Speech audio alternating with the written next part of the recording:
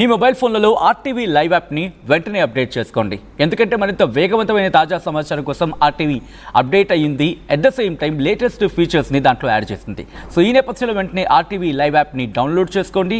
Download చేసుకున్న వాళ్ళంటే కనుక అప్డేట్ చేసుకోండి. లేటెస్ట్ అప్డేట్స్ కోసం ఆర్టీవీ లైవ్ యాప్లో ఆ సమాచారాన్ని ఫాలో చేయండి. అండ్ లింక్ డిస్క్రిప్షన్లో ఉంది. డౌన్లోడ్ చేసుకోండి. At the same time update చేసుకునే ప్రయత్నం చేయండి.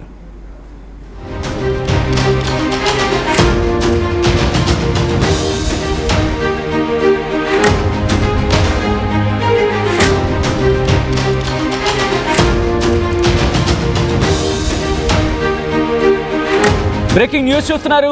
జోగులాంబ గద్వాల జిల్లాలోని ఇథనాల్ కంపెనీ విధ్వంసానికి సంబంధించి ఈ ఘటన మీద కీలక అప్డేట్ అందుతోంది. కంపెనీపై దాడి వెనుక పోలీసు అధికారి హస్తం ఉండేట్టుగా ప్రస్తుతం చర్చ నడుస్తోంది. నాగర్ కర్నూలు జైలర్పై కేసు నమోదు చేశారు రాజోలి పోలీసులు. ఎఫ్ఐఆర్లో A3గా నాగరాజు పేరును చేర్చారు పోలీసులు. విధ్వంస సమయంలో గ్రామస్తులతో కలిసి ఉన్న జైలర్ నాగరాజుకు సంబంధించిన ఆ విజువల్ని ప్రస్తుతం గుర్తించినట్టుగా తెలుస్తోంది. గొడవల అనంతరం సొంత గ్రామం నుంచి వెళ్లిపోయారు నాగరాజు. ఆందోళనకారులను ఆయనే రెచ్చగొట్టాడా, ఆయనే వెనుక ఉండి ఆందోళన చేయించాడా అన్న కోణంలో ప్రస్తుతం దర్యాప్తు జరుగుతోంది. అల్లర్లలో ఇప్పటికే 12 మందిని రిమాండ్కు తరలించారు పోలీసులు అంటే అర్థం చేసుకోవచ్చు. ఈ నేపథ్యంలో విజువల్స్ మీరు చూస్తున్నారు. జోగులాంబ గద్వాల జిల్లాలోని ఇథనాల్ కంపెనీ విధ్వంసం ఘటనలో కీలకమైన అప్డేట్ అది. ఒక్కసారి విజువల్స్ మీరు చూడొచ్చు. పూర్తిగా అక్కడ ఎటువంటి విధ్వంసాన్ని ఆ గ్రామస్తులు పాల్పడ్డారనేది, కంపెనీపై దాడి వెనుక పోలీసు అధికారి హస్తం ఉన్నట్టుగా ప్రస్తుతం చర్చ నడుస్తోంది. ఈ అంశం ఈ కోణంలోనే పోలీసుల దర్యాప్తు జరుగుతోంది. చూడొచ్చు అక్కడ కంటైనర్ సంబంధించి కంటైనర్నే పూర్తిగా ఆ గ్రామస్తులు టిల్ట్ చేసేశారు. దాన్ని పూర్తిగా పక్కకు పడేశారు. ఈ నేపథ్యంలో పోలీసు అధికారి హస్తం ఉన్నట్టుగా పోలీసు ఇన్వెస్టిగేషన్లో బయటకు వచ్చింది. ఈ నేపథ్యంలో ఎటువంటి పరిణామాలు చోటు చేసుకున్నాయి, ఎటువంటి అనుమానాలు వ్యక్తమైంది, ఈ పోలీసు అధికారి హస్తం ఉంది అనడానికి కారణాలేంటి? ప్రస్తుతం ఈ ఘటన సంచలనాత్మకంగా మారింది. ఈ visuals, this are the disturbing visuals.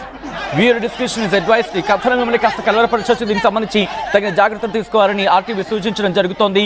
ఒకసారి ఘటనా ప్రదేశం దగ్గర ఎటువంటి పరిస్థితులు ఉండేందో చూద్దాం.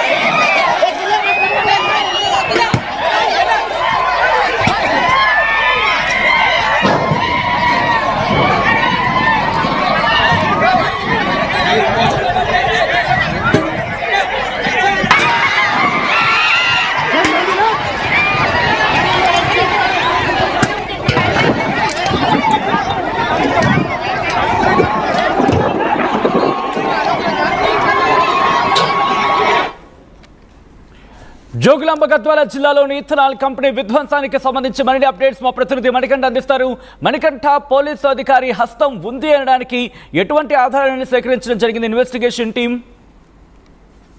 సచిన్, జోగులాంబ గద్వాల జిల్లాలోని రాజోలి మండలం పెద్దదన్వాడ దగ్గర ఏర్పాటు చేసినటువంటి ఇథనాల్ కంపెనీకి వ్యతిరేకంగా 12 గ్రామాల ప్రజలంతా కూడా గత కొన్ని రోజులుగా కూడా వాళ్ళంతా ఆందోళన చేపడుతున్నటువంటి నేపథ్యంలోనే ఏదైతే మొన్న జరిగినటువంటి ఘటన అంతా కూడా పూర్తిగా విధ్వంసకరంగా మారింది. గతంలో వీరంతా శాంతియుత నిరసన తెలిపినప్పటికీ కూడా మొన్న ఒక్కసారిగా వారి ఆగ్రహ ఆవేశాలతో అక్కడ ఉన్నటువంటి కంటైనర్ ను, అదేవిధంగా అక్కడ ఉన్నటువంటి వాహనాలను ధ్వంసం చేయడం కావచ్చు, అక్కడ ఉన్నటువంటి గుడిసెలన్నిటికీ నిప్పు పెట్టడం, అదేవిధంగా అక్కడికి వచ్చినటువంటి పోలీసులు అదుపు చేస్తున్నటువంటి క్రమంలో పోలీసులపైకి కూడా రాళ్లు రువినటువంటి ఘటన అయితే పూర్తిగా కలకలం రేపెత్తున్నటువంటి ఈ నేపథ్యంలోనే పోలీసులు ఈ ఘటనను చాలా సీరియస్ గా తీసుకున్నారు. అసలు వీరి వెనకాల ఉన్నది ఎవరు, వీరిని ఎవరు వెనకుండి నడిపిస్తున్నారనేటటువంటి కోణంలో కూడా పోలీసులు పూర్తి స్థాయి దర్యాప్తు ఇప్పటికే ప్రారంభించారు. ఇప్పటికే ఈ ఘటనపై 40 మందిపై కేసులు నమోదు చేశారు. 12 మందిని రిమాండ్ కు కూడా తరలించినటువంటి పరిస్థితి. కాబట్టి ఈ ఘటన వెనకాల ఎవరున్నారు, ఎవరి ప్రోద్బలంతో ఆ గ్రామస్తులంతా కూడా నిన్న మొన్నటి దాకా శాంతియుతంగా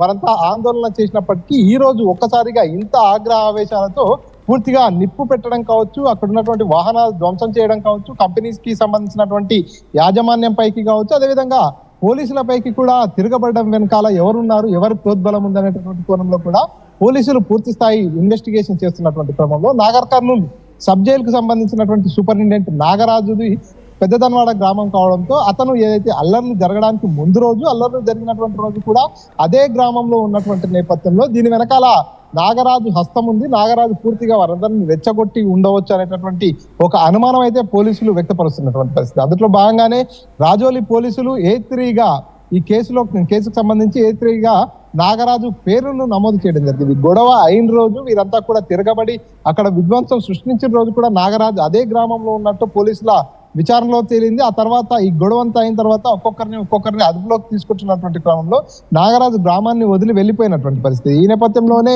కొంత అనుమానం అయితే వ్యక్తం అవుతున్నటువంటి సిచ్యువేషన్. ఎందుకంటే ఒక పోలీసు అధికారిగా ఉన్నటువంటి నాగరాజు సూచనల మేరకే ఈ గ్రామస్తులంతా కూడా ఈ స్థాయిలో తిరగబడ్డారనేటటువంటి అనుమానాలు కూడా వ్యక్తమవుతున్నాయి. ఎందుకంటే మొన్నటి దాకా చూసుకున్నట్టయితే ఈ గ్రామస్తులంతా కూడా శాంతియుతంగా నిరసనలు వ్యక్తం చేశారు, రిలే నిరాహార దీక్షలు చేశారు, వివిధ అధికారులకు మెమోరాండమ్స్ ఇచ్చారు. కానీ ఈ రోజు ఎందుకు ఇట్లా తిరగబడాల్సి వచ్చింది, ఎందుకు ఆ స్థాయిలో అక్కడికి వచ్చినటువంటి గ్రామస్తులంతా కూడా పూర్తిగా చేతుల్లో కర్రలు పట్టుకొని అక్కడికి వచ్చినటువంటి సిచ్యువేషన్ కూడా ఒకనొక సందర్భంలో కనిపిస్తుంది. సో వారంతా అక్కడికి వచ్చారంటే కొంత ప్రీ ప్లాన్డ్ గా వచ్చారా, లేకపోతే ఎవరైనా వీరికి వెనకాల నుండి గైడ్ చేస్తున్నారనేటటువంటి అనుమానము అక్కడ పోలీసులకు తలెత్తినటువంటి నేపథ్యంలో దీనిపైనే లోతైన విచారణ కొనసాగుతున్నటువంటి పరిస్థితి. అందులో భాగంగానే ఎవరెవరు ఉన్నారో ఆ గ్రామంలో ఎవరి ప్రోద్బలం ఉంటుంది అనేటటువంటి కోణంలో విచారణ చేస్తున్నటువంటి సందర్భంలో నాగర్ కర్నూలు జైలర్ గా ఉన్నటువంటి నాగరాజు అదే గ్రామానికి చెందిన వ్యక్తి అల్లర్లు జరిగిన రోజు, అంతకు ముందు రోజు కూడా గ్రామంలోనే ఉన్నాడు, గ్రామస్తులతో మాట్లాడాడనేటటువంటి ఒక సమాచారం అందుకున్నటువంటి నేపథ్యంలోనే పోలీసులు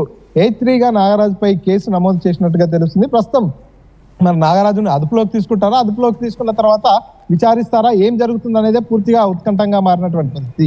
ఏదైతే పెద్దదనవాడకు సంబంధించినటువంటి ఇథనాల్ కంపెనీ వ్యవహారం అనేది చిలికి గాలివానంగా మారిపోతుంది. గతంలో నాగరాజు ఎందుకు కారణం అంటే నాగరాజు ఏం ఆశించాడని చెప్పి వాళ్ళు అక్కడ మాట్లాడుకోవడం జరుగుతుంది. నాగరాజు హస్తం ఉండడానికి కారణం ఏమై ఉండొచ్చు అని చెప్పి ఇన్వెస్టిగేషన్ లో తేలుతుంది.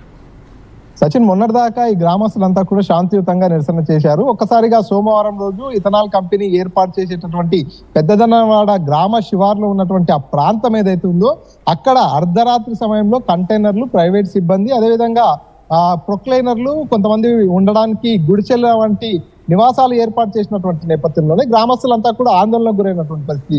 ఇన్ని నెలల పాటు, ఇంతకాలం పాటు మనం ఆందోళన చేసి కొంత ప్రభుత్వం ఒక మెట్టు దిగి వచ్చి ఇక్కడ కంపెనీ ఏర్పాటు చేయబోమనేటటువంటి ఒక హామీ ఇచ్చేలా చేయగలిగాం. మరి ఇప్పుడు ఉన్నట్టుండి ఇట్లా ఈ రకంగా మొత్తం కంపెనీకి ఎస్టాబ్లిష్మెంట్ కు ముందుకు మూవ్మెంట్ అయితే వస్తుంది. మరి ఈ టైంలో ఎలా చేయాలి, ఎలా ముందుకు వెళ్ళాలంటూ కూడా వారంతా మరోసారి సమావేశమైనటువంటి పరిస్థితి. కానీ ఆ సమావేశంలో కీలకంగా ఎవరైతే నాగరాజు కూడా ఉన్నట్టుగా కూడా పూర్తిగా పోలీసుల ఇన్వెస్టిగేషన్ లో తేలినటువంటి పరిస్థితి. కాబట్టి ఎవరెవరు ఎలాంటి సలహాలు ఇచ్చారు, ఎవరి ప్రోద్బలంతో ఈ రకంగా దాటలేదు. నిన్న మొన్నటి దాకా శాంతియుతంగా ఉన్నటువంటి గ్రామస్తులు ఎక్కడ తమపై కేసులు అవుతాయనేటటువంటి భయాందోళనకు గురైనటువంటి గ్రామస్తులు కేసులకు కూడా భయపడకుండా ఒకసారిగా కర్రలు పట్టుకొని అక్కడికి రావడం, వాటన్నిటిని ధ్వంసం చేయడం, అక్కడ నిప్పు పెట్టడం, అదేవిధంగా పోలీసులపైకి కూడా రాళ్లు రువ్వే స్థాయిలో స్థానికులు ఆగ్రహ ఆవేశాలు వ్యక్తం చేశారంటే ఎవరిదో ప్రోద్బలం ఉంటుంది దీని వెనకాలనేటటువంటి ఒక అనుమానం రేకెత్తింది. అందులో భాగంగా పోలీసు అధికారి అయినటువంటి నాగరాజు కూడా అదే గ్రామానికి చెందినవాడు కావడంతో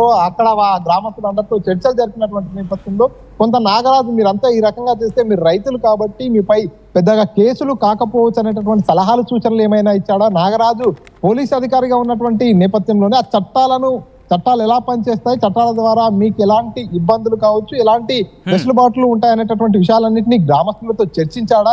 నాగరాజు మాటలకి వీరంతా ప్రలోభైపోయినటువంటి నేపథ్యంలో ఆ రకమైనటువంటి దాడికి పాల్పడ్డారా అనేటటువంటి అనుమానాలని కూడా వ్యక్తమవుతున్నటువంటి నేపథ్యంలోనే పోలీసులు ఇన్వెస్టిగేషన్ ప్రారంభించారు. అందులో భాగంగానే గ్రామంలోని ఇప్పటికే 40 మందిపై కేసులు నమోదు చేసి కొంతమంది నోటీసులు కూడా జారీ చేశారు. 12 మందిని రిమాండ్ కూడా తరలించినటువంటి నేపథ్యంలో ఎవరైతే రిమాండ్ కి తరలించినటువంటి వారిని కూడా వారంతా విచారించినటువంటి పరిస్థితి. కాబట్టి ఇందులో భాగంగానే నాగరాజుపై పలు అనుమానాలు వ్యక్తం అవడం జరిగింది. నాగరాజుపై అనుమానాలు వ్యక్తమైనటువంటి నేపథ్యంలోనే A3గా నమోదు చేశారు. శాంతి భద్రతలను పరిరక్షించాల్సినటువంటి పోలీసు అధికారిపైనే శాంతి భద్రతల విఘాతం కేసు కింద A3